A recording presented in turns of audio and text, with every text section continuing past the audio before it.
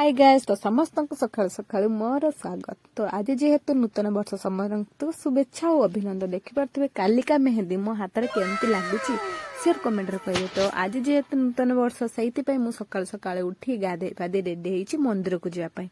तो ता आगु देखिपे भाई एठी आम सकाल उठी आसी केमती आखु खाऊ मो सह कथा होची।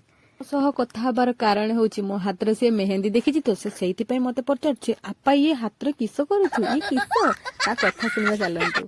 किस किस मेहंदी ये कछि हैं किस मेहंदी देखी केम बोले चले गला कारण ताको मेहंदी बहुत भल लागछि। तो एपटे मो बाहरी साची मंदिर जाय पई जेहेतु भाई मोर जिबार अछि मंदिर तो आमे फटाफट चली गले मंदिर को। जेहेतु आज नूतन वर्ष सेति पई टिके भगवान को दर्शन कले मन को टिके शांति लागिवो। ये क्या है मत सब लगे अन्य को जदि सुख दवाई चेष्टा करवा खुशी रखापी चेष्टा करवा आपण जीवन में खुशी आ सुखरे भरी जीव।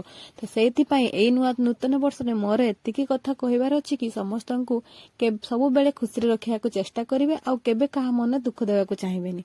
तो जहाँ भी हो आमर ये भगवान को दर्शन माने ठाकुर को दर्शन सरला आम आसलु घर को तापर मु आ माँ खायापी बसले भुजा जेहेतु आम बालेश्वर भुजा होमर फेवरेट भुजा तरकारी पकुड़ी बेगुनी एपटे पूरी भी होता। तो फटाफट खाईदेली। तो बिकाला जेहेतु है भाउज घर को मुझे देखिपार तो भाउज घर केमती छोट छोट फुलकोबी आउ बंधाकोबी होती। तो सी मुझे गले टे लोकनाथ बुलापाई।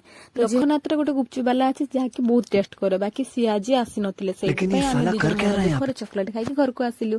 एबे आमे पहुंचलु पुल उपरे। तो आज ब्लॉग केमती लगिले शेयर कमेंट रे कहबे। आ समस्त को शुभेच्छा और अभिनंदन हैप्पी न्यू ईयर। आपण मानक समस्त को भगवान सब बेले खुशी रखंतु काहे कि ना आपण माने मो वीडियो देखुचंती आपण माने ए नूतन वर्ष रे कुआडे बुलिया पई जाइथिले आ केमती कटिला शेयर कमेंट रे जणेबे। रहुची जय जगन्नाथ।